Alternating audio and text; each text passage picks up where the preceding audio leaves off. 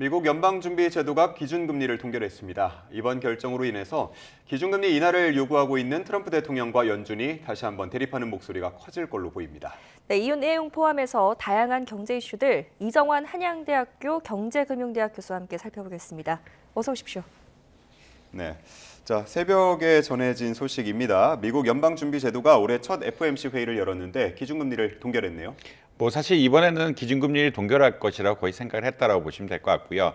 이미 3번 연속 기준금리 내렸기 때문에 이번엔 동결을 하지 않을까라는 기대감들이 많이 형성됐다라고 보시면 될 것 같습니다. 이거 이외에도 연준의 어떤 스탠스 자체가 기준금리가 동결하는 것에 대한 또 여러 가지 논의를 했거든요. 첫 번째 얘기는 경제가 견조하다, 그게 나쁘지 않다라는 이야기를 하면서 경제 때문에 흔히 말해서 실업이 많이 발생하고 실업이 많이 발생한 것 때문에 금리를 낮출 이유는 좀 작은 것 같다라는 이야기를 명확하게 했습니다.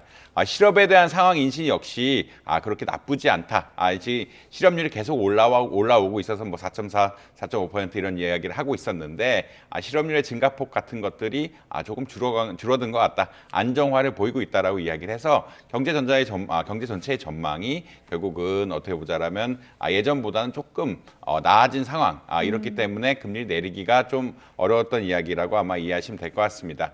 결국 연준이 금리를 내릴 수 있는 이유는 인플레이션이 좀 많이 떨어진다든지 혹은 경기 침체, 그러니까 실업률 같은 것들이 많이 떨어져야 되는데 지금 상황상 금리를 이미 세 번 내렸고 그다음에 실업률이라든지 이런 지표들 자체가 좀 안정화되는 추세를 보이다 보니까 지금 금리를 낮추기는 조금 어려운 것 같다. 이런 이야기를 던졌다라고 보시면 될 것 같습니다.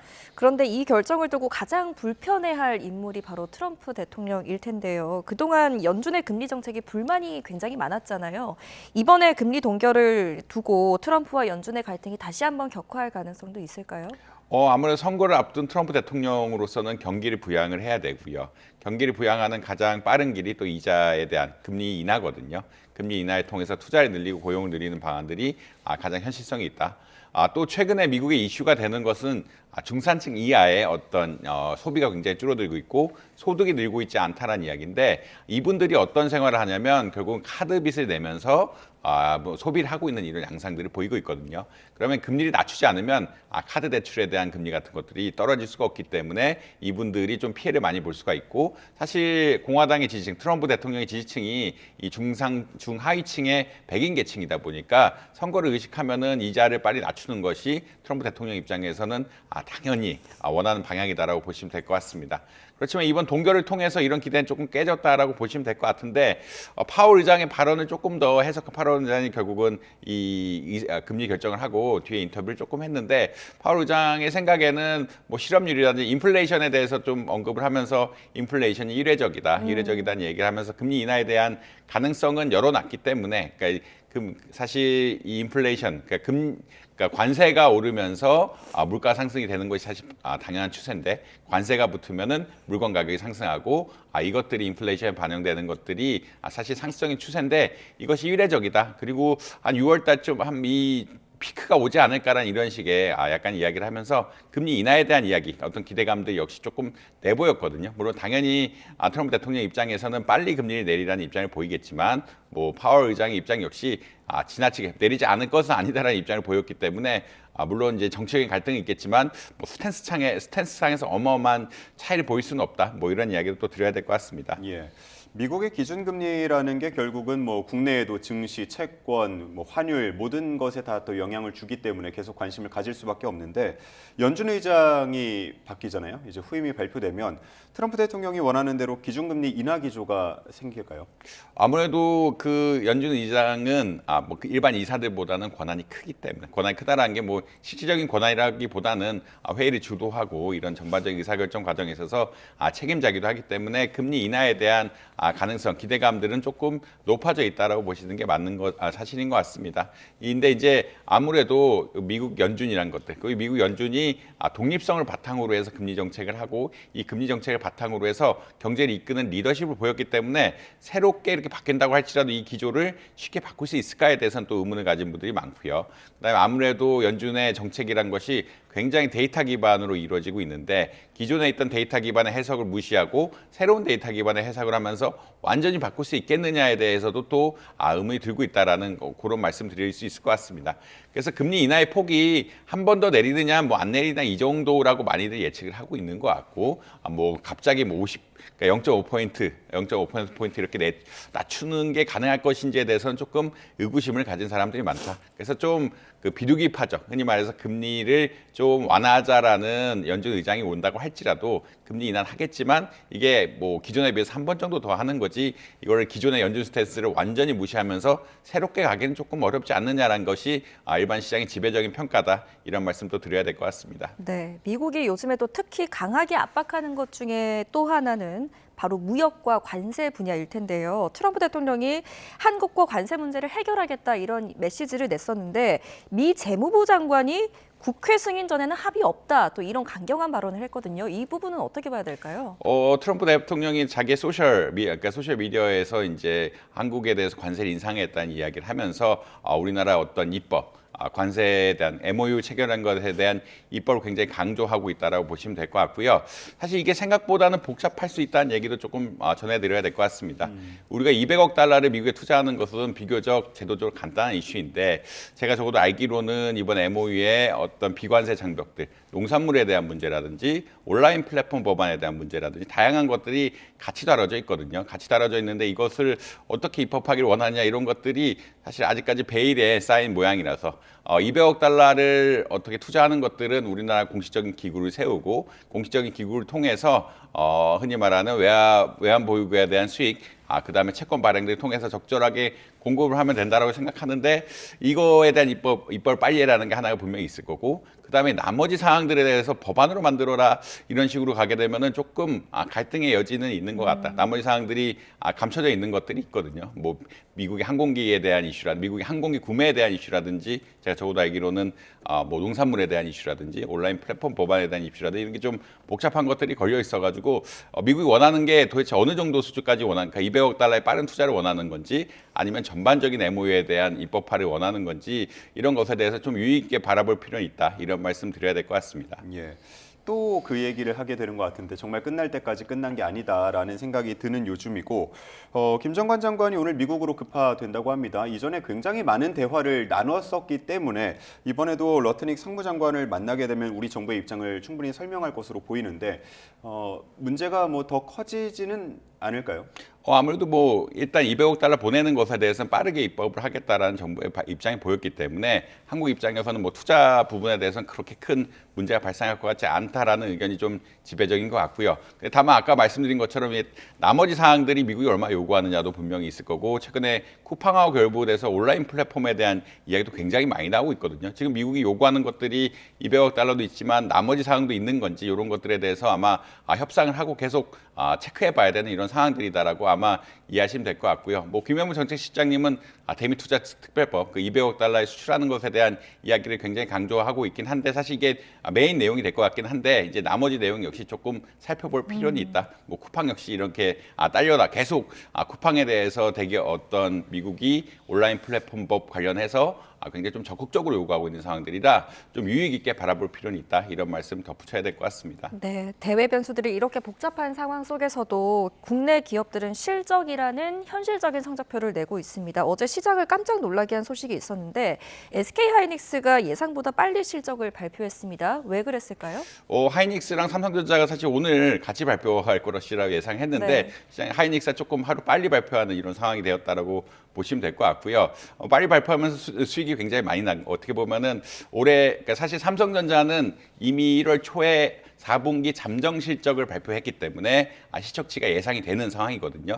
그렇다는 얘기는 SK하이닉스 지금 실적 발표를 하면서 삼성전자보다 많을 것 같다는 또 이야기들이 나오고 있습니다. 이런 것들을 조금 시차를 어떻게 보면 하이닉스가 가는 어떤 정책들, 삼성전자가 가는 정책들 조금 분리하고자 원래는 9시, 10시 이렇게 오늘 9시, 10시에서 순차적으로 나오기로 되어 있었는데 하이닉스가 하이닉스만의 어떤 강점들 좀 강조하고다 또 어떻게 보자라면 관련해서 주주환원 정책 같은 것 것도 또 이야기했거든요. 주주환원 정책에 대한 정책이 일부 나왔기 때문에 이런 것을 좀 강조하고자 이야기하지 않았냐라고 보시면 될 것 같고요.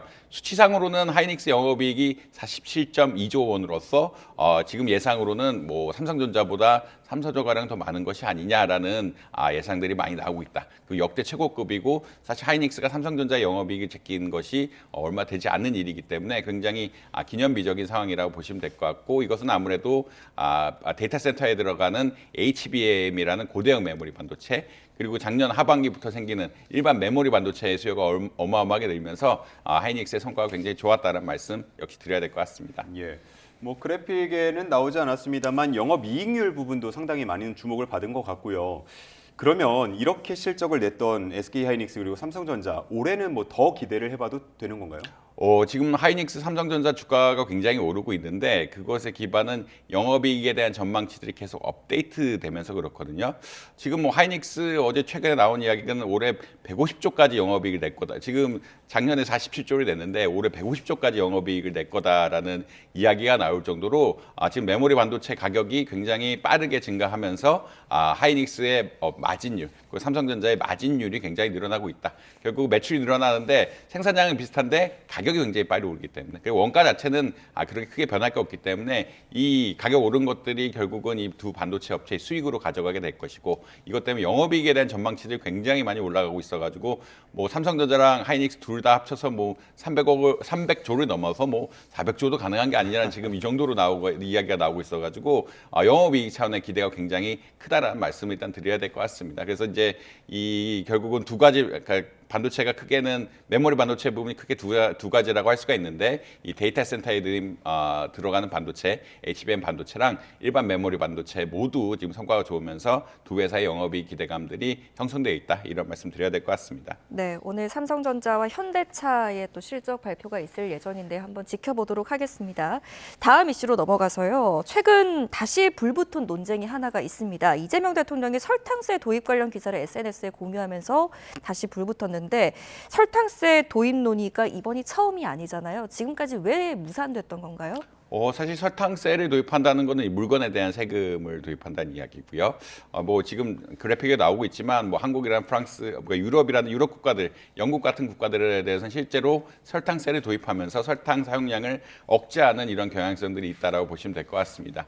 이것의 기반은 WHO의 권고라고 보시면 될 것 같은데 아무래도 당류에 대한 소비량이 너무 늘다 보니까 비만이 촉진되고 이 비만을 통해서 결국은 건강 비용 같은 것들이 너무 증대가 되고 있다라는 이런 논리 때문에 각국에 대해서 이제 설탕에 대한 세금을 도입하라는 이런 건의를 했다라고 보시면 될 것 같고요.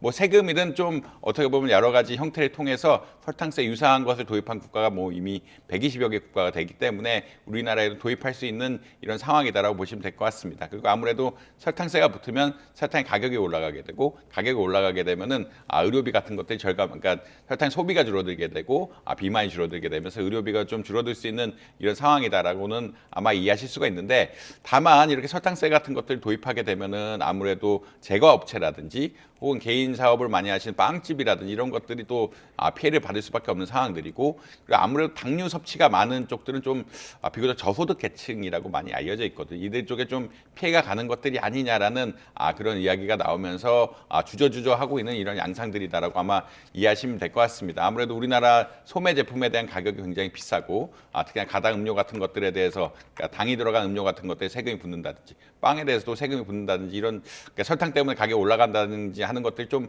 부담이 있기 때문에 사실 이 물가 상승 우려 이런 세율 여러 가지들이 겹치면서 조금 지체가 되고 있는 상황이다라고 아마 이해하시면 될 것 같다. 이런 말씀 드려야 될 것 같습니다. 예, 양측의 입장을 잘 전해주셨고 이미 뭐 도입한 해외에서도 도입을 했다가 철회하는 경우도 있고 이러다 보니까 뭐 실효성에 대해서도 잘 철저히 점검을 해봐야 되지 않을까라는 생각이 듭니다. 자, 마지막은 이 소식 살펴보겠습니다.